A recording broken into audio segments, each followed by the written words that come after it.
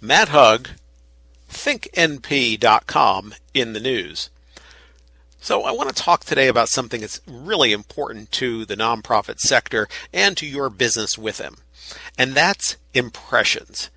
You know, not so long ago, Ben Carson, who's a political candidate for the Republican nomination, and by no way am I getting political in this discussion here, but Ben Carson said something when he was talking about the success of his Carson Scholars Fund that he and his wife started back in 1994.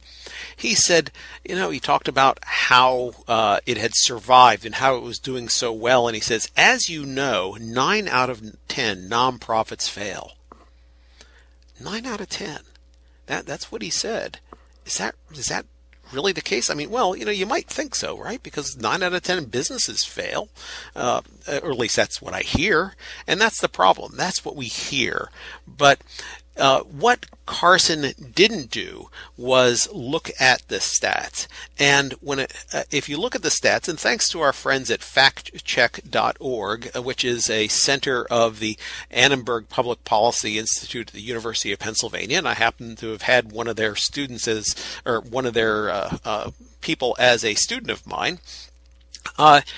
They say they went to Thomas Pollock at the National Center for Charitable Statistics, and Thomas was able to provide a number that 64% of nonprofits are still in existence since the time that Carson started his. 64%. And what's more, they go on to say that, you know, it's not just the fact that a 990, the tax form for a nonprofit, is not filed that indicates a nonprofit's failure. I mean, of course it might, right? But there are a lot of other reasons. It may have merged with another nonprofit. It may have stopped doing business because the model wasn't working and it was a better model for business than nonprofit. It could have been taken over in another way. It also could have succeeded. And that's something that is different and unique to the nonprofit sector, is that when something succeeds, like if you cure a particular kind of cancer, you might just shut down your nonprofit because there's really no more reason to keep it around.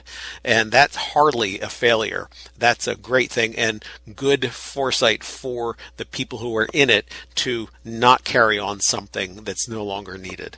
So I want you to come out of this remembering that nonprofits have a lot of impressions that are around them from popular wisdom that aren't always true, and that, you know, despite what your friends and family might say, you're not crazy for working with them because, you know, obviously they do pretty well as survivors in our economy, and they could use your help. All right. For more information for this particular article, go to factcheck.org, and it's a 2015 article. Just type in the search engine Ben Carson on nonprofit failures, and I'm sure you'll find it. Well, that's it for today. And thank you. And this is Matt Hugg, ThinkNP.com in the news.